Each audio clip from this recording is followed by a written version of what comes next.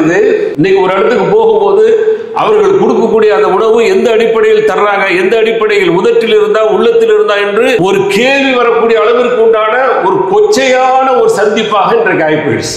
இன்னைக்கு பலர்களுடைய வீடுகளில் பலர்களுடைய பழக்கத்தை பார்த்திருக்க, சலாம் சொல்லிட்டு போறதே இல்லை. அல்லாஹ் மண்டையில் அடிக்கிறான். வீட்டுக்கு போனா சலாம் சொல்லிட்டு போ. இன்னைக்கு நிம்மதியை தேடிக்கிட்டு அலையிறாங்க, நிம்மதியை இழந்து அலையிறோம். மையத்து வீட்டில் போனாலும் சொன்னா யாரும் அடிக்க மாட்டாங்க. மையத்து வீட்டில் போய் குட் மார்னிங் அப்படின்னு ஏதாவது கழட்டி அடிப்பாங்க. சொன்னா கசப்பு வரும். எது கசப்பு வரும்? எதுக்கு நீ முஸ்லீமா இருந்தா ஏத்து பழகு. நான் போனேன், மதிக்கல, எனக்கு வீட்டை திறந்து விடல, கோச்சுக்கிறான். என்னடா உங்க வீட்டுக்காரம்மா பெருசா உலகத்திலே பார்க்காத அம்மா வந்தம்மா, நான் போனேன், நீ இல்லாட்டா திறந்து விட வேண்டியதானடா. யார் ஒருவரை ஒருவர் நேசிக்கிறார்களோ, ஒருவருக்கு ஒருவர் நேசித்து அமர்ந்து பேசுகிறார்களோ, ஒருவரை ஒருவர் சந்தித்துக் கொள்கிறார்களோ, அவர்களுக்கு இஸ்லாம் சொல்லாத முக்தி நிலைக்கு யாரும் போகக்கூடாது. இஸ்லாம் சொல்ற வரையறைக்குள்ள நின்று போங்க, முக்திக்கு பிரச்சனை இல்லை. இதெல்லாம் கேட்டுட்டு ரைட் ஓகேங்க, அது அவருக்கு ஓகே, அப்ப இவருக்கு இல்லாம நீ அவருடைய மார்க்கத்தில் இருக்கிறடா எதுக்கு இருக்கிற? பிஸ்மில்லாஹிர் ரஹ்மானிர் ரஹீம். இன்னல் ஹம்தலில்லாஹ் நஹ்மதுஹு வ நஸ்தஈனுஹு வ நஸ்தக்ஃபிருஹு வ நு'மினு பிஹி வ நதவக்கலு அலைஹி வ நஊது பில்லாஹி மின் ஷுரூரி அன்ஃபுஸினா வ ஸய்யிஆத்தி அமாலினா மன் யஹ்திஹில்லாஹு ஃபலா முضில்ல லஹு வ மன் யுضلل ஃபலா ஹாதிய லஹு வ அஷ்ஹது அன் லா இலாஹா இல்லல்லாஹு வஹ்தஹு லா ஷரீக லஹு وأشهد أن محمدا عبده ورسوله أرسله بالحق بشيرا ونذيرا اللهم صل على محمد وعلى آل محمد كما صليت على إبراهيم وعلى آل إبراهيم إنك حميد مجيد اللهم بارك على محمد وعلى آل محمد كما باركت على إبراهيم وعلى آل إبراهيم إنك حميد مجيد أما بعد فإن خير الحديث كتاب الله وخير الهدي هدي محمد صلى الله عليه وسلم شر الأمور محدثاتها كل محدثة بدعة كل بدعة ضلالة وكل ضلالة في النار. أعوذ بالله من الشيطان الرجيم. يا أيها الذين آمنوا اتقوا الله حق تقاته ولا تموتن إلا وأنتم مسلمون. وقال أيضا يا أيها الناس اتقوا ربكم الذي خلقكم من نفس واحدة وخلق منها زوجها وبث منهما رجالا كثيرا ونساء واتقوا الله الذي تساءلون به والأرحام إن الله كان عليكم رقيبا. قال أيضا يا أيها الذين آمنوا اتقوا الله وقولوا قولا سديدا يصلح لكم أعمالكم ويغفر لكم ذنوبكم ومن يطع الله ورسوله فقد فاز فوزا عظيما. அன்பிற்குரிய எல்லாம் வல்ல அல்லாஹ்வின் நல்லடியார்களே, அல்லாஹ்வுடைய மாபெரும் கருணையினால் எல்லாம் வல்ல அல்லாஹ் அவனால் ஒப்புக்கொள்ளப்பட்ட உயர்வான மார்க்கமாக இருக்கக்கூடிய இஸ்லாமிய மார்க்கத்தில் நம்மை எல்லாம் ஆக்கி, அதிலும் குறிப்பாக ஜும்மாவுடைய கடமையை அல்லாஹ்வும் அல்லாஹ்வுடைய தூதர் முஹம்மது ஸல்லல்லாஹு அலைஹி வஸல்லம் அவர்கள் எந்த அடிப்படையில் நடைமுறைப்படுத்த சொன்னார்களோ அந்த அடிப்படையில் நடைமுறைப்படுத்துவதற்காக வேண்டி நாம் எல்லாம் இங்கே கூடியிருக்கிறோம். இந்த சந்தர்ப்பத்திலும் இன்னும் பிற சந்தர்ப்பங்களில் இஸ்லாமிய மார்க்க விளக்கத்தை பெறக்கூடிய நாம் பெறுவதோடு நின்று விடாமல் நிறுத்தி விடாமல் செயல்படுத்தக்கூடிய மக்களாகவும் செயல்படுத்தாத பிற மக்களை செயல்படுத்த தூண்ட வேண்டும் என்ற கோரிக்கையோடு இந்த ஜும்மா உரையை துவங்குகிறேன். இன்றைக்கு வழங்கப்பட்டுள்ள தலைப்பு ஆதாபு ஜியாரத்துல் இஹ்வான், சகோதரர்களை சந்திப்பதனுடைய ஒழுங்குகள் என்ற தலைப்பு வழங்கப்பட்டிருக்கிறது.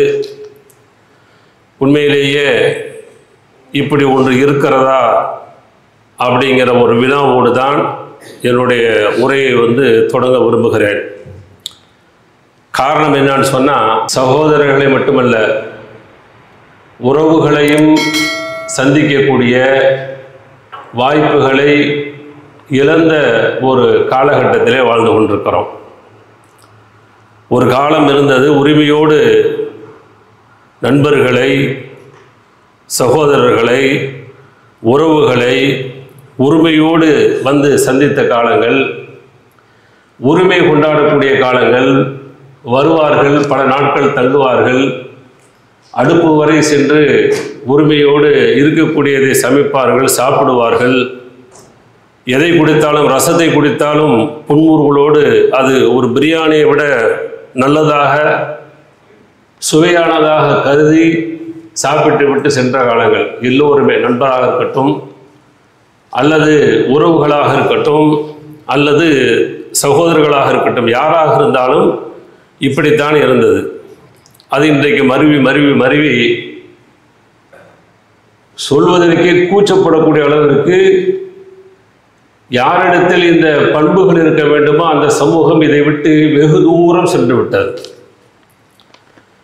அப்படியாப்பட்ட உறவுகள் இல்லாத ஒரு சமூகமாக இன்றைக்கி வாழ்ந்துகிட்டு இருக்கிறோம். எங்கே போனாலும் இன்றைக்கி ஒரு ஃபார்மாலிட்டி ஆகிப்போச்சு.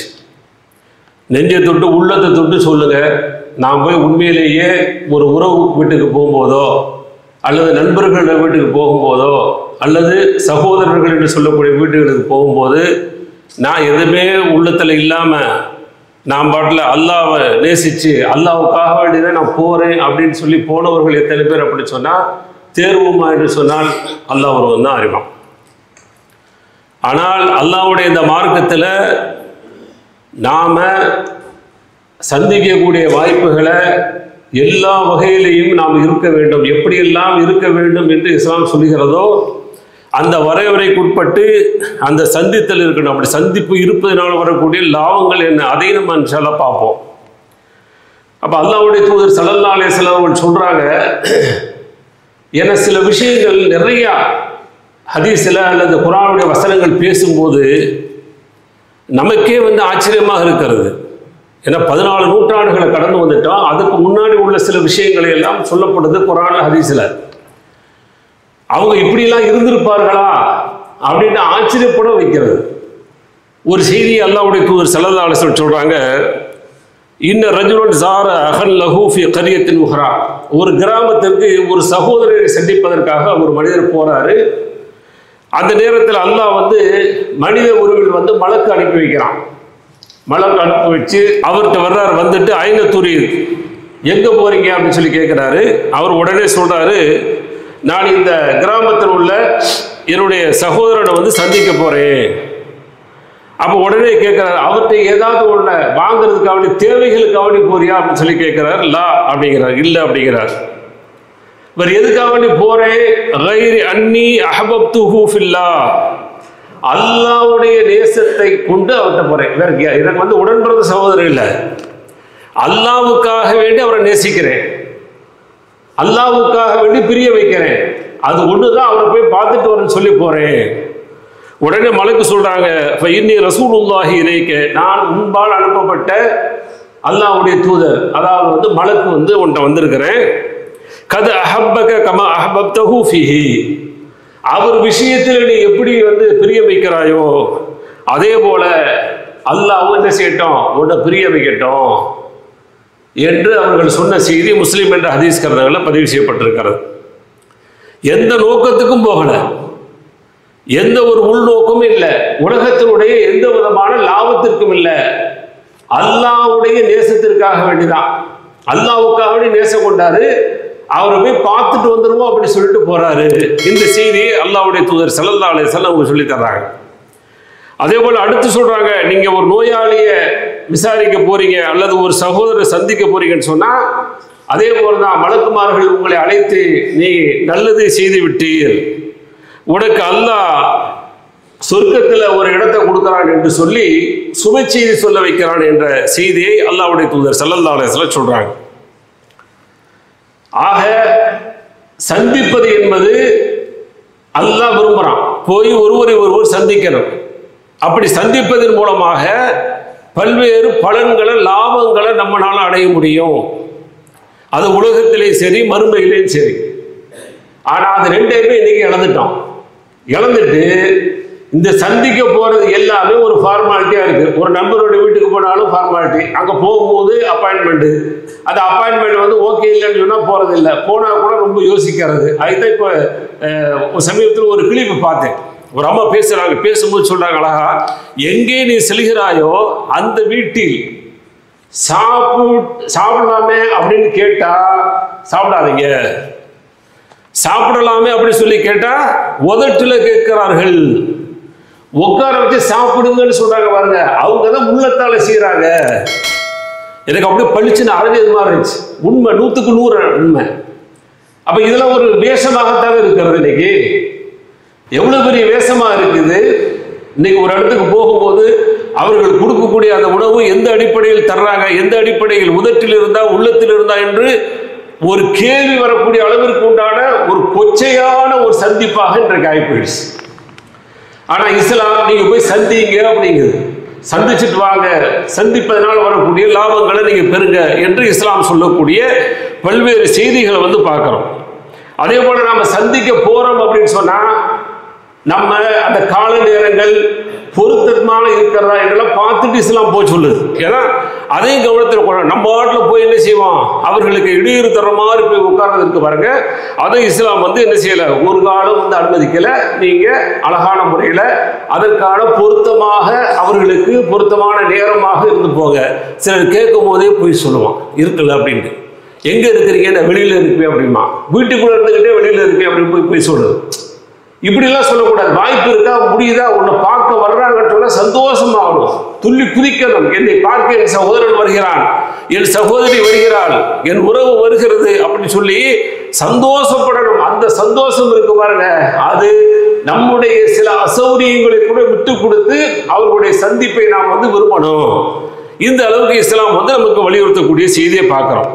அதே போல போறோம் அப்படின்னு சொன்னா போகும் பொழுது அவங்களுடைய வீடுகளில் எப்படி நடந்து கொள்ளணும், வீட்டுக்குள்ள போகும்போது எப்படி போகணும் அப்படிங்கிற சில ஒழுங்குமுறைகளை வந்து இஸ்லாம் சொல்லி தருது. அல்லாஹ்வுடைய தூதர் ஸல்லல்லாஹு அலைஹி வஸல்லம் அவங்க வந்து என்ன செய்யறாங்க, ஒரு தடவை வீட்டுக்குள்ள உட்கார்ந்து இருக்கிறாங்க, பணியாளரும் இருக்கிறார்.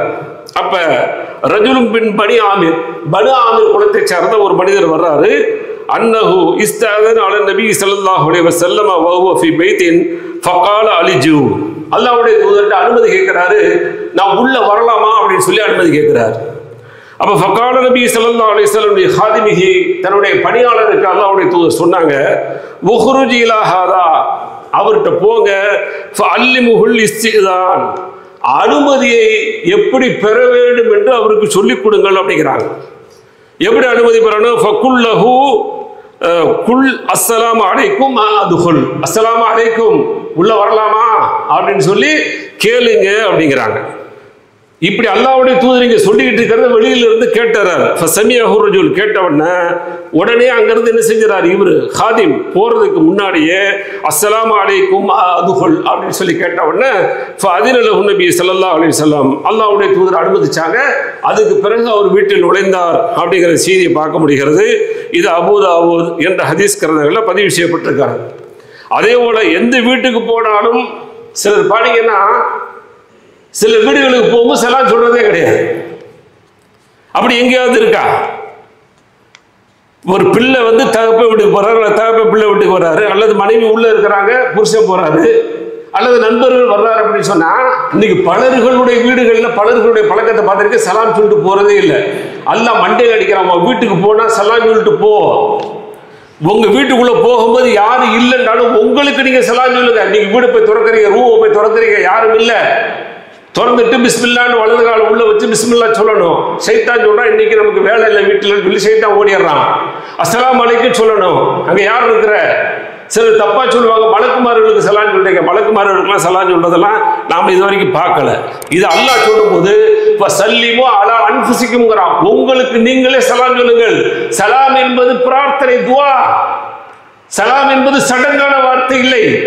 அஸ்ஸலாமு அலைக்கும் என்று சொல்லும் பொழுது உனக்கு எல்லா விதமான சாந்தியும் மன நிறைவும் எதை இந்த உலகத்தில் துளைத்து தேடிக்கிட்டு இருக்கிறியோ அது உனக்கு கிடைக்கட்டுங்கிற ஒரு அற்புதமான பிரார்த்தனை. அது சாதாரண வார்த்தையாது. இன்னைக்கு அது கேலியாக போயிட்டு எல்லாரும் தோளா தூர்த்தி இது இஸ்லாம் அல்லாதவர்கள் கூட இந்த வார்த்தை சொல்றது. இதனுடைய கணப்பரிமாணம் என்ன? அல்லாஹ்வுடைய தூதர் சொன்னாங்க 30ன்னாங்க, 3 சேர்த்து சொன்னா 30 நன்மை. அஸ்ஸலாமு அலைக்கும் என்று கேட்டுவிட்டு அடுத்து கேட்கும் பொழுது அஸ்ஸலாமு அலைக்கும் வ ரஹ்மத்துல்லாஹ், அல்லாஹ்வுடைய அருள் உனக்கு கிடைக்கட்டும். ஒரு ஆளை பார்க்கும் போது சந்திக்கும் பொழுது நாம் கேட்கக்கூடிய உள்ளார்ந்த துஆ இருக்கு பாருங்க, இவ்வளவு வெயிட் ஆனதுங்க. இன்னைக்கு நிம்மதியை தேடிக்கிட்டு அலையிறங்க, நிம்மதியை இழந்து அலையிறோம். ஒருவருக்கு ஒருவர் நிம்மதியை கேட்கும் பொழுது அல்லாஹ் யாருடைய பிரார்த்தனை மூலமாகவது அந்த நிம்மதியை கொடுப்பான், சாந்தியை கொடுப்பான், சமாதானத்தை கொடுப்பான், அமைதியை கொடுப்பான். அஸ்ஸலாமு அலைக்கும் உள்ளத்தில் இருந்து சொல்லுங்கள், உதட்டுல சொல்லாதீங்க, முழுமையாக சொல்லுங்க. அல்லாஹ்வுடைய அருள் கிடைக்கட்டும். அஸ்ஸலாமு அலைக்கும் வரஹ்மத்துல்லாஹி வபரகாத்துஹு, அல்லாஹ்வுடைய பரக்கத்து கிடைக்கட்டும். உனக்கு எதுவெல்லாம் அல்லாஹ் வழங்கி இருக்கிறானோ அதுல அல்லாஹ் அருளை கொடுக்கட்டும், அருள் வளங்களை தரட்டும் என்று அற்புதமான ஒரு பிரார்த்தனை அது. அதை சொல்லிக்கிட்டு உள்ள போக உங்களுக்கு நீங்களே பிரார்த்தனை செஞ்சு கொள்றீங்க, முடிஞ்சு போச்சு. எதிரில் யாராவது இருந்தால் அல்லாஹ் சொல்றான், இதா ஹய்யிதும் பித்தஹியத்தின் ஃபஹய்யு பிஅஹ்ஸன மின்ஹா, அதையே சொல்லுங்க அல்லது அதை விட அழகானது சொல்லுங்க உங்களுக்கு காணிக்க வைக்கப்பட்டால். அப்ப அஸ்ஸலாமு அலைக்கும் வரஹ்மத்துல்லாஹி வபரகாத்துஹு சொல்ற முடிக்கிறதுக்கு முன்னாடியே வலைக்கும் அஸ்ஸலாம்ங்கறோம். படக்குன்னு சொல்லி முடிக்கட்டுமே. 3 துவா வேண்டாமா? ஒரு துவா போதுமா? ஏன் அவசரப்படுறோம்? சொல்லட்டும். சொல்லலையா நாம 3 துவா நாம அவருக்காக செஞ்சுட்டு திரும்ப சொல்லி கொடுப்போம். 30 நன்மை பெறுங்க. 3 துவா எனக்காக செய்யுங்க, உங்களுக்கு நான் செய்றேன். வலைக்கும் அஸ்ஸலாம். அதோட இல்ல, எனக்கு நீ செய்ததற்கு பிரதி உபகாரமாக உனக்கும் அதே சலாம், உனக்கும் அதே அமைதி. வலைக்கும் அஸ்ஸலாம் வரஹ்மத்துல்லாஹி வபரகாத்துஹு எங்க சொல்லி கொடுத்துச்சு? மையத்து வீட்டில் போனாலும் சொன்னா யாரும் அடிக்க மாட்டாங்க. மையத்து வீட்டில் போய் குட் மார்னிங் அப்படின்னீங்கன்னா ஏதாவது கழட்டி அடிப்பாங்க. மையத்து வீட்டில் போய் கேட்க முடியாது. குட் ஈவினிங் போய் சொன்னீங்கன்னா என்ன செய்வான்? சபாவுல் ஹைர் சபா நூறுனீங்கன்னா ஏதாவது கழட்டி அடிப்பான். அஸ்ஸலாமு அலைக்கும் வரஹ்மத்துல்லாஹி வபரகாத்துஹு சொல்லுங்க. சோகமாக இருந்தா கூட வலைக்கும் அஸ்ஸலாம் வரஹ்மத்துல்லாஹி வபரகாத்துஹு. சந்தோஷமா இருக்கிற கல்யாண வீட்டில் அஸ்ஸலாமு அலைக்கும் வரஹ்மத்துல்லாஹி வபரகாத்துஹு பா என்று போனீங்கன்னா வலைக்கும் அஸ்ஸலாம் வரஹ்மத்துல்லாஹி வபரகாத்துஹு வாங்க வாங்க வாங்க சந்தோஷமா கூடுவார். எல்லாமே நடக்கும். எங்க இருந்தாலும் சொல்லக்கூடிய வார்த்தை அது. அல்லாஹ் சொல்றான், யா அய்யுஹல்லதீன ஆமனூ லா தத்குலூ புயூத்தன் கைர புயூத்திக்கும், உங்கள் வீடு அல்லாத எந்த வீட்டில் போனாலும் சரி ஈமான் கொண்டவர்களே நீங்கள் நுழையாதீர்கள். ஹத்தா தஸ்தஸினு, அனுமதி பெறாமல் நுழையாதீர்கள். என்னது திறந்த வீட்டில் ஏதோ உள்ள போற மாதிரி போயிடக்கூடாது, அனுமதி வாங்கிட்டு போங்க. அடுத்து அல்லாஹ் சொல்றான், வதுஸல்லிமு அலா அஹ்லிஹா, அந்த வீட்டுடையவர்களுக்கு சலாம் சொல்லிவிட்டு நுழையுங்கள் என்று அல்லாஹ் வீடுகளுக்கு செல்லும் பொழுது, மற்றவர்களுடைய சந்திப்புக்கு செல்லும் பொழுது சலாம் சொல்லிவிட்டு செல்ல வேண்டும் என்ற ஒழுங்குமுறையை அல்லாஹ் வந்து கட்டுத்தரான். ஒருவேளை நீங்க வர்றது பிடிக்கல, அவங்களுக்கு பொருத்தமான நேரமா இல்லை, போங்கன்னு சொன்னாங்கன்னா ஏத்துக்கிறணும், கோபப்படக்கூடாது. அல்லாஹ் சொல்லி தரான் சூரத்து நூறுல 28வது வசனமா, வஇன் கீல லக்கும் இர்ஜிஉ ஃபர்ஜிஉ ஹுவ அஸ்கா லக்கும், இல்ல போங்க இப்போ உங்களுக்கு அனுமதி இல்ல அப்படின்னு சொல்லணும். அதை ஏத்துக்கிறணும். நம்ம சொல்லவும் மாட்டேன் ஏத்துக்கிறவும் மாட்டேன். சொன்னா கசப்பு வரும். எது கசப்பு வரும்? எதுக்கு? நீ முஸ்லீமா இருந்தா ஏத்து பழகு. அல்லாஹ் சொல்றது ஏத்து பழகுங்க. ஏன் மாற்றி பழகுறீங்க? சொல்றது யார்? அல்லாஹ் சொல்றான். அல்லாஹ் சொல்றதுல என் சகோதரன் உள்ள இருந்து சொல்றான். அதை ஏத்துக்கிறதுல என்ன உங்களுக்கு கஷ்டமா இருக்குது? அப்படி உங்களை போக சொன்னாங்கன்னா போயிடுங்க, அது உங்களுக்கு இதா இருக்கும், பரிசுத்தமாக இருக்கும், உங்களுக்கு அழகானதா இருக்கும் சொல்லி அல்லாஹ் சொல்லி தர்றான். அதனால அல்லாஹ்வுடைய தூதர் ஸல்லல்லாஹு அலைஹி வஸல்லம் சொல்லி தந்தாங்க, நீங்கள் அனுமதி கேட்டால் 3 முறை அனுமதி கேளுங்கள். 3 முறை அனுமதி கேட்டு, அதாவது சலாம் சொல்லி அனுமதி கேட்டு அனுமதி தரலன்னு சொன்னா திரும்ப நீங்க போயிடுங்க. புகாரி முஸ்லிம்ல வருது. இதுக்கு பெரிய சண்டை ஆயிடும். நான் போனேன், மதிக்கல, எனக்கு வீட்டை திறந்து விடலை, அவர் வீட்டுக்காரர் இருக்க மாட்டாரு, இப்போ அந்நிய வீடாக இருப்பாங்க, நான் போயிருப்பேன், இப்போ எனக்கு எப்படி அனுமதி தருவாங்க? அனுமதி தருவது தப்பு. கோச்சுக்கிறான். என்னடா அவங்க வீட்டுக்காரம்மா பெருசா உலகத்திலே பார்க்காத அம்மா வந்தம்மா, நான் போனேன், நீ இல்லாட்டா திறந்து விட வேண்டியதான்டா. நான் அப்படியாடா பழகிறேன், நீ அப்படி பழகல, ஆனா அப்படி தப்பா பழகிறீங்களா? அது இஸ்லாம் தப்புங்குது. அப்படி செய்யாத. அந்நிய வீட்டுக்குள்ளே நுழைவதற்கு எந்த வகையிலும் தகுதி இல்லை, உனக்கு அருகதை இல்லை சொல்றது இஸ்லாம். ஆம்பளை இருக்கிறாரா, அனுமதி தர்றாரா, அப்போ உள்ள போ. இதுதான் இஸ்லாம் சொல்லக்கூடியது. அப்ப அங்கிருந்து என்ன பதில் வருது? போங்க அப்படின்னு சொன்னாலோ, மௌனம் காத்து பதில் சொல்லாமல் இருந்தாலோ திரும்பி விடுங்கள், ஏற்றுக்கொள்ளுங்க, ஏற்றுக்கொள்ள பழகணும். இது ஏற்றுக்கொள்ள பழகாதனால சண்டை ஆயிடுது. அடுத்து போய் நீங்க என்ன செய்றீங்க? பெல் அடிக்கிறீங்க, இல்லை கதவை தட்டுறீங்க. உள்ள இருந்து என்ன செய்வாங்க? யாரு அப்படி சொல்லி கேட்பாங்க. உடனே என்ன செய்வாரு? இப்போ வீட்டுக்காரம்மான்னு வச்சுக்கிடுங்க, என்ன வீட்டுக்குள்ளே போகிறோம்ல, அது யாரையும் சந்திக்கிறதுக்கு போகலாம், அல்லது நம்ம வீட்டுக்குள்ளே போகலாம். போய் தட்டோன்னா யாருன்றவன நானும் பாரு. அல்லாஹ்வுடைய தூதர் வந்து இதை வெறுக்கிறாங்க. அல்லாஹ்வுடைய தூதர் ஸல்லல்லாஹு அலைஹி வஸல்லம் வெறுக்கிறாங்க. ஜாபிர் இப்னு அப்துல்லா ரலியல்லாஹு அன்ஹு அறிவிக்கக்கூடிய செய்தி புகாரி முஸ்லிம்ல வந்திருக்கிறது. அதைத்து நபி ஸல்லல்லாஹு அலைஹி வஸல்லம் ஃபீ தைனின் கான அலா அபி, என்னுடைய தந்தை மீது இருந்த ஒரு கடனுக்காக வேண்டி அல்லாஹ்வுடைய தூதர்ட்ட வந்து ஃபதக்கத்துல் பாப, வாசலை தட்டுனே. ஃபகால மன்தா, யாருன்னு கேட்டாங்க. ஃபகுல்து அன. ஃபகால அன அன கன்னஹு கரிஹா, நாங்கிறியப்பா, அப்ப உனக்கு பேர் இல்லையா அப்படின்னு அல்லாஹ்வுடைய தூதர் வெறுப்பது போல கேள்வி கேட்டார்கள். சொல்லு ஜமாலுதீன் சொல்லு, என்ன குறைஞ்சிட போற? நான் தான் மாது. அந்த மாதிரி காது வந்திருக்காரு.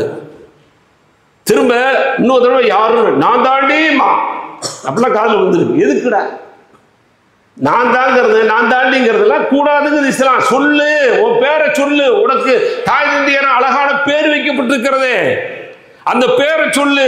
அந்த உன்னுடைய பெயர் மூலமாக உன்னுடைய குரல் நீதான் வந்திருக்கிறாய் என்பதை சரியான அடையாளம் கண்டு உன்னுடைய மனைவி திறப்பதற்கான வாய்ப்பு இருக்கிறது, அல்லது உனது நண்பன் திறப்பதற்கான வாய்ப்பு இருக்கிறதுல, இதை சொல்லி தர்றாங்க. இது பொதுவா எல்லா இடத்துக்கும் போகும்போதும், எல்லா வீடுகளுக்கு போகும் பொழுதும் இந்த ஒழுங்குமுறைகளை கவனிக்க கொள்ளணும்.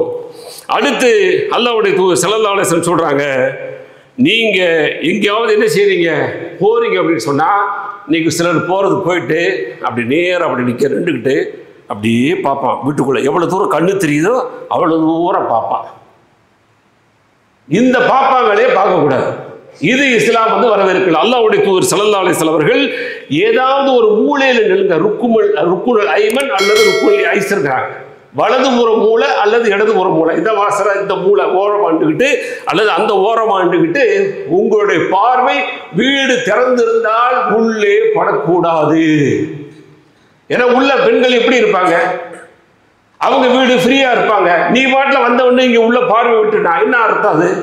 அப்ப அல்லாஹ்வுடைய தூதர் ஸல்லல்லாஹு அலைஹி வஸல்லம் அவர்கள் அதை கண்டிக்கிறாங்க. நீங்க என்ன செய்யக்கூடாது, அப்படி போய் நேரடியாக உங்களுடைய பார்வையை செலுத்தக்கூடாது. மாற்றமாக ஒரு ஓரமாக நின்று நீங்கள் அனுமதி கேட்கணும். ஒருவேளை நீங்க அப்படி நேரா நின்று கேட்கும் போது என் வீட்டை உத்து பார்த்தா நீ கேட்டுட்டு இருக்கன்னு சொல்லி எதையாவது எடுத்து எரியிறாங்க அல்லது ஏதாவது கொண்டு போய் லேசா அடிக்கும் போது மூஞ்சி கிழியுது, முகம் கிழியுது, கண்ணு கிழிஞ்சிருதுன்னா இஸ்லாமிய குற்றவியல் சட்டம் அவங்க மேல பாயாது. அது இஸ்லாம் வந்து சரிங்குது, நீ கொடுத்த தண்டனை சரி அப்படிங்குது. அப்ப எந்த அளவுக்கு பாருங்க, நாம போய் சந்திக்கக்கூடிய அந்த இல்லங்கள் வீடுகளில் முறையாக போய் சந்திக்கணும் அப்படிங்கிற செய்தியும் அல்லாஹ்வுடைய தூதர் ஸல்லல்லாஹு அலைஹி வஸல்லம் அவர்களால் சொல்லப்படக்கூடிய செய்தி. அதே போல போய் பேசும் பொழுது அவர்களுடைய சூழ்நிலை அறிந்து எவ்வளவு நேரம் பேசலாம் அப்படிங்கிறத பார்த்து பேசிட்டு அவங்கள்ட்ட வந்து நம்ம என்ன செய்யணும், விடைபெறணும். அதே மாதிரி அங்கு போய் பேசும் பொழுது புறங்கள் பேசுவதை தவிர்க்க. நீ போனா நிறைய அதான் வருது, புறங்கள் பேசுறது, தீய விஷயங்கள் பேசுறது, அல்லாஹ்வுக்கு பிடிக்காத விஷயங்கள் பேசுறது, இதையெல்லாம் தவிர்த்து கொண்டு நல்லதை ஏவுறது, தீயதை வந்து சுட்டி காட்டுறது, இது போன்ற நல்ல செயல்கள் நல்ல பேச்சுகள் இருக்க பாருங்க, இதை பேசுவதை வந்து அழகாக்கி கொள்ளணும். அதே போல அங்க உணவு கொடுத்தால் அவர்களுக்கு அவனை பிரார்த்தனை செய்யணும். அந்த பிரார்த்தனையும் பல தடவை சொல்லப்பட்ட செய்தி, அந்த பிரார்த்தனையை நம்ம என்ன செய்யணும், கவனத்தில் எடுத்துக்கொள்ளணும். அதே போல அடுத்து இதனுடைய நன்மைகள் என்ன, நாம் போய் இப்படி சந்திப்பது, ஏன்னா சந்திப்பது இன்னைக்கு நம்மளை விட்டு போயிருச்சுல, இப்படி சந்திக்கிறதுனால என்ன லாபம் அப்படின்னு சொன்னா வஜபத் முஹப்பத்தி அப்படிங்கிறான். அல்லாஹ் சொல்வதாக அல்லாஹ்வுடைய தூதர் சொல்றாங்க, என்னுடைய பிரியம் கடமையாகிடுச்சு அப்படிங்கிறான் அல்லாஹ்.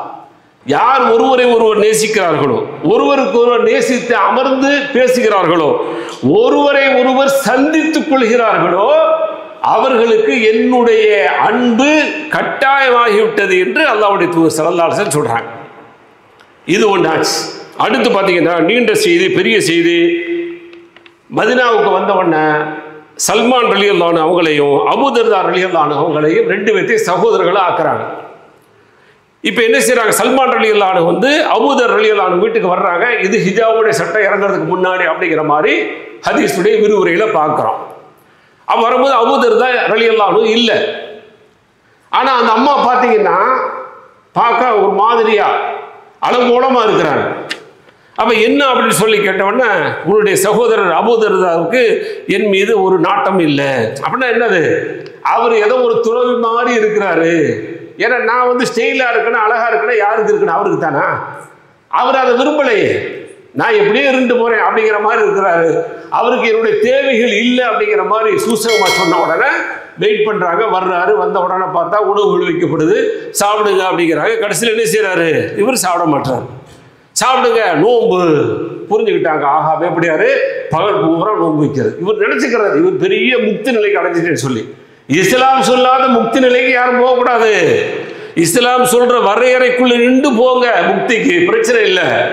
அங்க என்ன செய்யப்படுது, உடனே இவர் என்ன செய்யறாரு, நஃபிலான நோன்பு வச்சிருக்காருல, நோம்போட முறிச்சிரு சாப்பிடலான்னு சொல்லி சாப்பிட வைக்கிறாரு. அவருக்கு ரொம்ப கடுப்பாயிடும். இவ்வளவு நாள் செஞ்ச அமல இன்றைக்கு செய்யறது கெடுத்து விட்டார் யாரு, சல்மான் ரலியல்லாஹு வந்து. அதே மாதிரி ராத்திரி ஆகுது, படுக்கிறாங்க. இவருக்குலாம் விரிப்பை போட்டுட்டு படுக்க வச்சுட்டு மேப்பிள்ளையார் எந்திரிச்சு தக்பீர் கட்டுறாரு. பிடிச்சி இழுத்து படுக்க வைக்கிறாங்க. லேசா அவர் தூங்கி இருப்பார் நினைச்சு திரும்ப எந்திரிக்கிறாரு, விடலை, பிடிச்சி இழுக்கிறாரு. இப்படியே நடக்குது, கடைசி பாகம் வரைக்கும் நடக்குது. கடைசி பகுதி வந்த பிறகு எந்திரிச்சு தொழுங்க அப்படின்னு சொல்லியாச்சு. அப்புறம் தொழுகிறார். இப்போ இவருக்கு ஒரே கஷ்டம். அப்போ மேப்படியார் என்ன, அபூதர் ரலியல்லாஹு வந்து என்னது, பகல் பூரா நோன்பு வைக்கிறது, ராத்திரி பூரா நின்று வணங்குறது, பெண்டாட்டிட்ட எந்த வேலையுமே கிடையாது, கொஞ்சம் இல்லை, ஊடல் இடல் எதுவுமே கிடையாது. அதான் அர்த்தம். இப்போ பஞ்சாயத்து வந்து ஆகணுமே. அல்லாஹ்வுடைய தூதர்கிட்ட பஞ்சாயத்து வந்த பிறகு அல்லாஹ்வுடைய தூதர் வந்து சொன்னாங்க, உன் கண்ணுக்கு செய்ய வேண்டிய கடமை இருக்கு, உன் உடலுக்கு செய்ய வேண்டிய கடமை இருக்கு, உன்னுடைய மனைவிக்கு செய்ய வேண்டிய கடமை இருக்கு, உன்னை சந்திக்க வரக்கூடியவர்களுக்கு செய்ய வேண்டிய கடமை இருக்கு, இதையெல்லாம் நீ செய்ய. சதக்க சல்மான் ரலியல்லாஹு செஞ்சது சரி என்று உத்தரவாதம் அல்லாஹ்வுடைய தூதர் ஸல்லல்லாஹு அலைஹி வஸல்லம் கொடுக்குறாங்க. இதுதான் சந்திப்புடைய லாபம். சும்மா போயிட்டு அங்க தப்பு இருக்கும், அப்படியே பவ்யமா பம்பிட்டு திரும்ப பேசினா திரும்ப நட்பு உடைஞ்சு போயிடும். உடையட்டும், உடையாத நட்பை தேவையில்லை. தஹாப்பா ஃபில்லாஹ் இஜ்தமா அலைஹி வ தஃபர்ரகா அலைஹி. அர்ஷுடைய நிழல், இந்த வெயில் தாங்க முடியலையே, தலைக்கு மேல் நிற்கக்கூடிய அர்ஷுடைய அந்த நிழல் வெயில்ல இருந்து நம்மளை பாதுகாக்க போகுது. தலைக்கு மேல் நிற்கக்கூடிய வெயில்ல இருந்து அர்ஷுடைய பாதுகாக்குது பாருங்க. 7 பேர், அதுல ஒரு ஆளு அல்லாஹ்வுக்காக வேண்டியே நேசித்தவர்கள், அல்லாஹ்வுக்காக வேண்டியே பிரிந்தவர்கள். போ முடிஞ்சு போச்சு. என்ன உலகத்துல என்ன இருக்கிற நேசம்டா அல்லாஹ் தான். அல்லாஹ்வுக்காக வேண்டி ஒன்னா நிற்போம், இல்லையா ஓடி போய் முடிஞ்சு போச்சு. எதுக்கு பயப்படுறோம், எதுக்கு பயப்படுறேன், என்ன ஆக போகுது உலகம், உலகமே எல்லாம் சேரட்டுமே, அல்லாஹ் ஒருத்தர் நமக்கு இருக்கும்போது என்ன பயம் அது. ஆக அந்த அளவிற்கு நம்முடைய அந்த சந்தித்தல் என்பது, அங்கே ஏதாவது குறைகள் இருந்தால், அல்லாஹ்வுக்கு பிடிக்காத விஷயங்கள் இருந்தால் சுட்டி காட்டி திருத்த வேண்டிய கடமையும் பொறுப்பும் இருக்கிறது என்பதை சல்மான் ரலியல்லாஹு அவர்கள் செய்தார்கள் அப்படிங்கிற செய்தியை வந்து நாம பார்க்கிறோம்.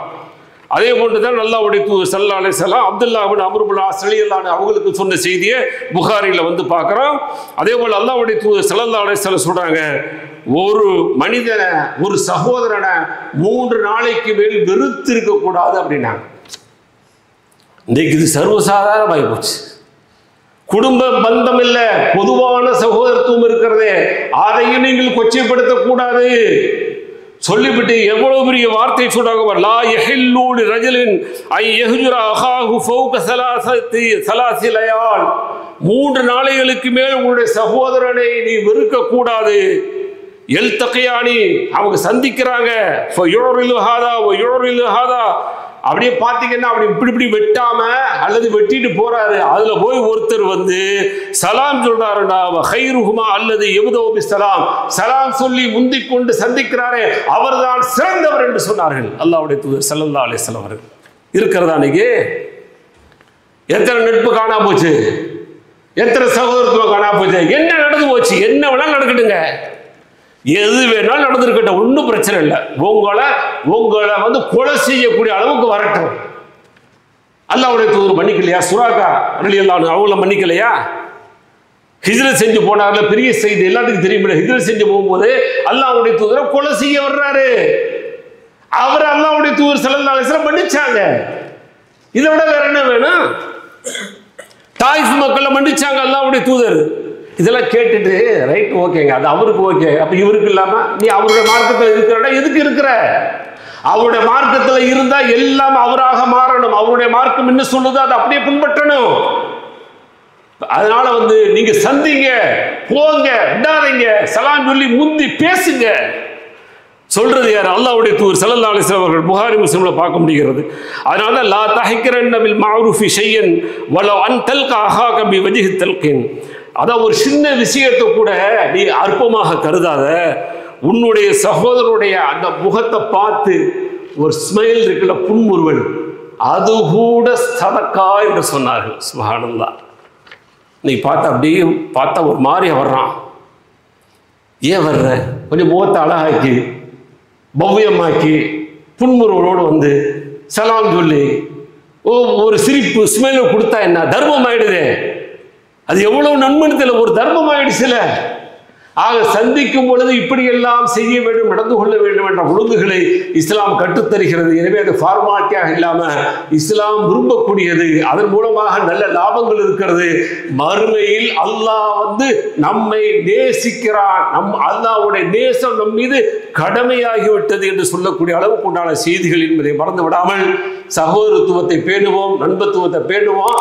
அடிக்கடி சந்திப்பை வைத்துக் கொண்டு அந்த நட்பின் மூலமாக இஸ்லாமிய வட்டத்தினுடைய உறவுகளை, இஸ்லாமிய கூறக்கூடிய அந்த செயல்பாடுகளை நமதாக்கி நாம் இந்த நட்புகளோடு வாழக்கூடிய முயற்சிகளையும் சந்திப்புகளையும் ஆக்கி அல்லாஹ்வுடைய அருளை பெறுவோம். வாஹிர் தாவானா அல்ஹம்துலில்லாஹி ரப்பில் ஆலமீன். பிஸ்மில்லாஹிர் ரஹ்மானிர் ரஹீம். வஸ்ஸலாத்து வஸ்ஸலாமு அலா அஷ்ரஃபில் அன்பியா வல் முர்ஸலீன் நபியினா முஹம்மதின் வ ஆலிஹி வ அஸ்ஹாபிஹி அஜ்மஈன். அம்மா பஅத்.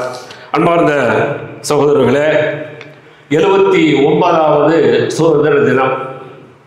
சுதந்திர காற்று அப்படியே பயங்கரமா இருக்கு, சூப்பரா இருந்துகிட்டு இருக்கு. இந்தியாவில் சொல்ல வேண்டியதே இல்லை. எல்லாம் போய் கொடி ஏற்றிட்டு வந்தாச்சு, முடிஞ்சு. இன்னைக்கு போய் கொடி ஏற்றுறத கலந்துட்டு வந்துட்டா பெரிய சுதந்திர போர்லைய கலந்துக்கிட்டு வீர தீர தியாகம் செஞ்சிட்டது மாதிரி. ஆனால் இன்னைக்கு அப்படியா இருக்கு? எந்த கொடுங்கோளர்கள், எந்த ஆதிக்க வர்க்கம், எந்த பிரிட்டிஷுடைய ஆதிக்கம் கொடுங்கோல் நடந்ததோ அதே கொடுங்கோல் ஆட்சி இன்றைக்கு நடந்து கொண்டிருக்கிறது இந்தியாவிலும். அந்த கொடுங்கோளர்களை விரட்டுவதற்கு 250 ஆண்டுகள் ஆயிருக்கு. ஆனா 1947 சுதந்திரம் வாங்கிட்டான் அப்படி சொல்லிட்டு ஏதோ ஒரு 2-3 நாள்ல அப்படி பேசி எடுத்து, ஏன் பிரிட்டிஷ்காரப்பா எங்களை எல்லாம் விட்டுரு, நீ ஓடி போயிரோட தொலைச்சு போயிரோன்னு சொன்னோன்னே அவர் ஐயா விட்டுருங்க ஓடி போயிரு சொல்லி ஓடின மாதிரி இந்த சுதந்திரத்தை வச்சுட்டு இருக்கிறான். நிறைய வரலாறு தெரியல. வரலாறுகள் மறைக்கப்படுகிறது, மழுங்கடிக்கப்படுகிறது, புறக்கணிக்கப்படுகிறது, ஒழிக்கப்படுகிறது. யாரால? எதிரிகளால். ஆனால் நாமே அந்த வரலாறு நிறைய தெரியாது. சுதந்திர போருடைய வரலாறு பேசணும்னு சொன்னா 7 மணி நேரம் பேசக்கூடிய அளவுக்கு செய்தி இருக்கு. அவ்வளவு பெரிய வரலாற்றில் முஸ்லிம்களுடைய பங்களிப்பு இருந்திருக்கிறது. 250 ஆண்டு கால போராட்டத்தினுடைய விளைவுதான், ஏராளமான இஸ்லாமியர்களுடைய பங்களிப்பு தான், இஸ்லாமியர்களுடைய உயிர் தியாகங்கள் தான் இன்றைக்கு இந்தியா சுதந்திர தினத்தை கொண்டாடி கொண்டிருக்கிறது. சுதந்திரமாக இருப்பவர்கள் சுதந்திரம் கொண்டாடுகிறார்கள். சுதந்திரம் இல்லாத நாமும் அதை ஆதரித்து இன்றைக்கு சுதந்திர தினம் என்று ஏற்றுக்கொண்டிருக்கிறோம். இதுதான் யதார்த்தம். அப்ப எந்த அளவுக்கு தியாகம், ஒவ்வொருத்தருடைய தியாகமும் மிகப்பெரிய அளவுல இருந்திருக்கிறது. ஆனால் அந்த தியாக வரலாறு இன்றைக்கு நம்மள பலருக்கு தெரியாது, நம்முடைய சந்ததிகளுக்கு நாம சொல்லியே கொடுக்கல. கொஞ்சம் நெஞ்சம் அப்படி அந்த வரலாறு லேசா சொல்லிக்கிட்டு இருக்கப்பட்டுச்சு.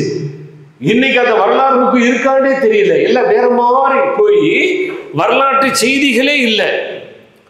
அப்ப இன்றைக்கு என்ன செய்யணும்? குறைஞ்சபட்சம் அந்த வரலாற்று செய்திகளையாவது மக்களுக்கு எடுத்து சொல்றோமா இல்லையா?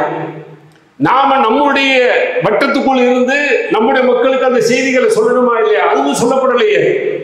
சும்மா அப்படி நான் இன்னைக்கு சொல்றேன் இதே மாதிரி அப்படி தெளித்து விட்டார் போல செய்திகளை சொல்லி அதோட முடிச்சிடும், முடிஞ்சு போச்சு. அடுத்து வந்தால் இதே செய்தி இப்படியே பதிவு பண்ணக்கூடிய சூழலுக்கு போயிட்டு இருக்கிறோம். ஆனால் இந்திய சுதந்திர போராட்டத்தில் இஸ்லாமியர்களுடைய வரலாறு என்ன? இஸ்லாமியர்களுடைய தியாகம்தான் 80 விழுக்காடு. 20 விழுக்காடு உள்ளவர்கள் அமைதியா இருக்கிறாங்க, 80 அமைதியா இருக்கிறாங்க. யார் அதுல கலந்து கொள்ளலையோ அவர்கள் இன்றைக்கு அனுபவித்துக் கொண்டிருக்கிறார்கள் சுதந்திரத்தை. இதுதான் உண்மை. இந்தியாவில் பல பாகங்கள்ல எந்த அளவுக்கு அப்படின்னு சொன்னா, ஹைதர் தெரியும், அவர் கர்நாடகா இன்னும் சில பிரதேசத்தில் என்ன செய்யறாரு ஆளக்கூடிய அந்த காலகட்டம். அவரை சிறைப்பிடிச்சு அநியாயமான முறையில் கொள்றாங்க. அவர் மறைந்த அந்த தேதி என்ன? 4/5/1799. 1947 தான் நாம் என்ன செய்யறோம், சுதந்திரம் வாங்குறோம்.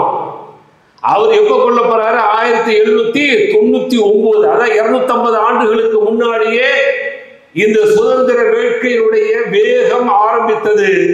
அதில் இஸ்லாமியர்கள் அதிகமாக இருந்திருக்கிறாங்க. அதே போல அடுத்து மருதநாயகம். மருதநாயகம் அப்படின்னு நிறைய பேருக்கு மருதநாயகம் தெரியும். ஆனா அவர் யூசுஃபாக மாற்றிக்கொண்டார். அவர் யூசுஃபாக தன்னை மாறி இஸ்லாமியராக அவர் வலம் வந்தார். அவர் மரணித்த ஆண்டு என்ன? 15/10/1764. ஹைதருக்கு முன்னாடி உள்ள சூழல். அவருடைய அந்த வீரத்தை பார்த்து நிலவு குலைஞ்சாங்க. என்ன தெரியுமா செஞ்சான்? அவர் மௌத்தான பிறகு அவருடைய உடலை துண்டு துண்டா வெட்டி பல பாகத்தில் கொண்டு போய் போட்டான். ஏன்னா அவனுக்கு அந்த அளவுக்கு பயம். திரும்ப என்ன செஞ்சிருவாரா நம்ம யூசுப்? என்ன செஞ்சிருவாரு? எந்திரிச்சு திரும்ப வந்துருவாரா என்னமோ பயத்துல பல துண்டா கொண்டு போய் என்ன செஞ்சிருக்கிறான்?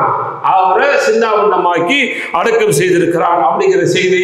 இதே மாதிரி ஏராளமான செய்திகள். மாப்பிள்ளமார்கள் அப்படிங்கிற செய்தி பல செய்திகள். அதுல கடைசி செய்தி தமிழ்நாட்டுக்கு சம்பந்தப்பட்ட செய்தி. கிட்டத்தட்ட 50 அல்லது 60க்கு மேற்பட்ட மாப்பிள்ளைமார்கள் என்று சொல்லக்கூடிய அந்த இந்திய சுதந்திர போராட்டத்திற்காக வேண்டி போராடி கொண்டிருக்க அந்த போராளிகளை குட்ஸ் வண்டிக்குள்ள ஏத்துறாங்க. குட்ஸ் வண்டிகளை ஏற்றி அப்படியே ஆடு மாடுகள் அடைக்கிற மாதிரி அடைச்சு, எந்த விதமான காத்து போகாம அடைச்சு அப்படியே அனுப்பி வர. கேரளால இருந்து அனுப்பி குட்ஸ் வண்டி அப்படியே வருது. கடைசியில வேலூர் வருது. வந்த உடனே அந்த குட்ஸை சார்ந்து அப்படியே மயங்கி கீழே விழுந்து அப்படியே அவங்க மூத்தா போறாங்க. இவ்வளவு கொடுமை நடந்து அவர்களை என்ன செஞ்சாங்க? மரணிக்க வைத்தார்கள். இந்த சந்தர்ப்பத்தில் தான் உலமாக்களுடைய ஆலிம்களுடைய பங்களிப்பு மிக அதிகமாக இருந்துச்சு. நிறைய இந்த ஜும்மா மேடையை அவங்க பயன்படுத்தினாங்க. எப்படி பயன்படுத்தினாங்க? வெள்ளையுடைய ஆதிக்கம் ஒளியணும்னு சொல்லி பயன்படுத்தினாங்க. வெள்ளைக்காரனுடைய ஆடைகளை நீங்க அணியாதீங்கன்னாங்க. அதனால நிறைய பழைய ஆளுங்கள்லாம் போனீங்கன்னா ஃபேல்டு சட்டை போட்டிருந்தீங்கன்னா இது வெள்ளைக்காரன் சட்டையெல்லாம் போட்டுக்கன்னு திட்டுவாங்க. அதனால மாரிசாக்கள்ல இன்ன வரைக்கும் இந்த ஃபேல்டு சட்டை போடக்கூடாது, வெள்ளைக்காரன் சட்டைன்னு சொல்லி அவனை எவ்வளவு புறக்கணிச்சாங்க பாருங்க. ஆங்கிலம் பேசாதீங்கன்றாங்க. அதெல்லாம் சரிதான். அன்னைக்கு அப்படி செஞ்சதுனாலதான் அவனை காலி பண்ண முடிஞ்சிச்சு. அவ்வளவு பெரிய புரட்சிகளை என்ன செஞ்சாங்க? அவர்கள் செய்தாங்க.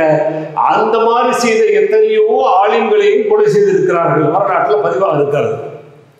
அதே போல பொருளாதாரத்தில் நிறைய சொல்லலாம். நம்ம திருச்சி நிறைய ஜமாலியன்ஸ் எல்லாம் இருக்கிறீங்க. அந்த ஜமால் முகமது இருக்கார் பாருங்க. அவர் என்ன செய்யறாரு? காந்தி இந்த சுதந்திர போராட்டத்துக்காக வேண்டி செக் கேட்கும் போது பிளேன் செக் தூக்கி கொடுக்குறாரு. வரலாறு. அதே மாதிரி காஜாமியார் பக்கத்தில் இருக்காரு. அந்த காஜாமியார் நினைவாக அங்க அரங்கங்களும் எல்லாம் இருக்கு. திருச்சி ஜமால் முகமது போனீங்கன்னா தெரியும். அவரு கிட்டத்தட்ட இந்த கதர் ஆடை நெய்யலுங்கிறதுக்காக வேண்டி அப்போ உள்ள மதிப்பு 50,000 ரூபாய் கொடுத்து அந்த கதர் தொழில் நிறுவனத்தை நிறுவியிருக்கிறார். இதெல்லாம் எதுக்காக வேண்டின்னு சொன்னா, இந்த சுதந்திரம் நமக்கு கிடைக்கணும் அப்படிங்கிறதுக்காக வேண்டி ஏராளமான முஸ்லிம்கள் உயிர்களையும் பொருள்களையும் தியாகம் செய்திருக்கிறார்கள். அந்த வரலாற்று செய்திகளை நிறைய படிங்க. குழந்தைகளுக்கு உட்கார வச்சு சொல்லுங்க. நீங்க தனித்தனியா சொல்லுங்க. ஏன்னா எல்லா செய்திகளும் இந்த மாதிரியோ அல்லது போடக்கூடிய மேடைகளிலோ எல்லா செய்திகளும் சொல்வதற்கான காலமும் நேரமும் அவகாசமும் பத்தாது. ரெண்டாவது, இது பிடிக்கவும் செய்யாது. ஏன்னா போர் அடிக்கக்கூடிய வகுப்பு எல்லாத்துக்குமே தெரியும். அந்த வரலாற்று படித்தவங்களுக்கு பூரா ஒரு கிளாஸ்ல போர் அடிக்கக்கூடிய கிளாஸ் இருந்துச்சுன்னா வரலாறு தான். அது கரெக்டா மதியம் போயிருக்கோம் எல்லாம். உள்ள போய் மதப்புல இருக்கும்போது அப்படி உட்கார்ந்து இருப்பான். அவர் சொல்றது அவருக்கே கிபி 1790 அப்படி பாரு இவன் ஏதோ சொல்லிட்டு இருக்கான்னு சொல்லி இவன் முக்கால்வாசிக்கு மேல போயிடுவான். சிலர் முழுசாக போயிடுவான். அவர் பீரியட முடிச்சுட்டு போயிடுவாரு. கடைசியில பாத்தீங்கன்னா எழுதுவான். எழுதும் போது இவனுக்கு பெரிய பிரச்சனை என்ன, பாபர் எந்த ஆண்டு பிறந்தார், எந்த ஆண்டு மறைந்தார், எந்த ஆண்டு முதலாம் பாணிப்பட்டு போர் நடந்தது, எந்த ஆண்டு இரண்டாம் பாணிப்பட்டு போர் நடந்தது, வேலூர் கிலாஃபத்து எப்ப நடந்துச்சு, இப்படிலாம் பார்க்க போகும்போது அவனுக்கு குழப்பம். இன்னைக்கும் குழப்பம் தான். அந்த வருஷத்தை பார்த்தீங்கன்னா இன்னைக்கு சொல்ல தெரியாது, அன்னைக்கு சொல்ல தெரியல. எல்லாத்துக்குமே பெரிய கஷ்டமா இருக்கும். பாக்கிய பூரா ஓரளவு அடிச்சு விட்டுறது. வரலாறு தானே, வரலாறுனாலே எதையாவது அடிச்சு விட்டலாம் அப்படிங்கிற மாதிரி ஒரு கண்ணோட்டத்தில் படிச்சுட்டு வந்துட்டோம். அது வேண்டாம். உண்மை வரலாறு, சத்திய வரலாறு, குறிப்பாக சுதந்திர போராட்டத்தினுடைய வரலாறுகள் நிறைய கிடைக்கிறது. நிறைய புத்தகங்கள் இருக்கிறது, நிறைய வீடியோக்கள் இருக்கிறது. கொஞ்சம் டைம் ஒதுக்கி பாருங்க, படிங்க, அந்த தியாகத்தை கொஞ்சமாவது உள்ளே ஏத்துங்க. இதை இஸ்லாம் 14 நூற்றாண்டுகளுக்கு முன்பாகவே காலில் தூக்கி போட்டு மிதிச்சிருச்சு. இந்த அடிமை அப்படிங்கிறது கூடாது அப்படின்னு சொல்லி மிதிச்சு பிலால் போன்றவர்களுக்கெல்லாம் உயர் பதவியை கொடுத்தது. அடிமை, கருப்பு அடிமை, கேவலமாக பார்க்கப்பட்டவர். கடைசியில் பாங்கு சொல்லக்கூடிய மிகப்பெரிய அந்தஸ்து இஸ்லாம் கொடுத்துச்சு. இந்த பாங்கு சொல்றதுக்குள்ள கேவலமா நினைக்கிறீங்க, கேவலம் இல்லை, இது பெரிய அந்தஸ்து. மறுமையில கழுத்து நீண்டவர்களாக அவர்கள்தான் இந்த அல்லாஹ்வுடைய ஆலயத்திற்கு வாருங்கள், ஹய்யா அலஸ் ஸலாஹ், ஹய்யா அலல் ஃபலாஹ், தொழுகைக்கு வாருங்கள், வெற்றிக்கு வாருங்கள் என்று சொல்லி அழைத்த மேன்மக்கள். அவர்களை அழகா அல்லாஹ் அடையாளம் காட்டுவான். அதனால அல்லாஹ்வுடைய தூதர் ஸல்லல்லாஹு அலைஹி வஸல்லம் சொன்னாங்க, முன்சஃபில் உள்ள சிறப்புகளும் பாங்குக்கு உள்ள சிறப்புகளும் தெரிந்தால் நீங்கள் போட்டி போட்டு வருவீங்க. குழுக்கள் முறையில் தான் தேர்வு செய்து உங்களை முன்சஃபிலையும் சரி பாங்கு சொல்வதற்கும் உங்களை அனுப்ப முடியும் என்ற அளவிற்கு சிறப்பு இருக்கிறது என்று அல்லாஹ்வுடைய தூதர் ஸல்லல்லாஹு அலைஹி வஸல்லம் சொல்லக்கூடிய செய்தியை பார்க்கிறோம். அதனால் இஸ்லாம் அதையெல்லாம் உடை தெரிந்து அல்லாஹ்வுடைய தூதர் ஸல்லல்லாஹு அலைஹி வஸல்லம் அவர்கள் ஆண்டான் அடிமை பாகுபாடு இல்லை, எல்லாரும் ஒருதாய் மக்கள், நீங்கள் மேன்மை அடைவதாக இருந்தால் அத்தகாக்கும் உங்களில் இறையச்சம் உடையவர் தான் என்று இஸ்லாம் சொல்லுகிறது. அதையும் நம்முடைய உள்ளங்களில் ஏற்ற வேண்டும், நம்முடைய குழந்தைகளுக்கு போதிக்க வேண்டும். எனவே வரலாற்றையும் படிப்போம். வரலாறை மறந்த சமூகம் தன்னையும் மறந்துவிடும் என்பதை நினைவில் கொண்டு வரலாற்றை படிக்கக்கூடிய வாய்ப்புகளை பெறுவோம். வாஹிர் தாவானா அல்ஹம்துலில்லாஹி ரப்பில் ஆலமீன். அஸ்ஸலாமு அலைக்கும் வரஹ்மத்துல்லாஹி வபரகாத்துஹு.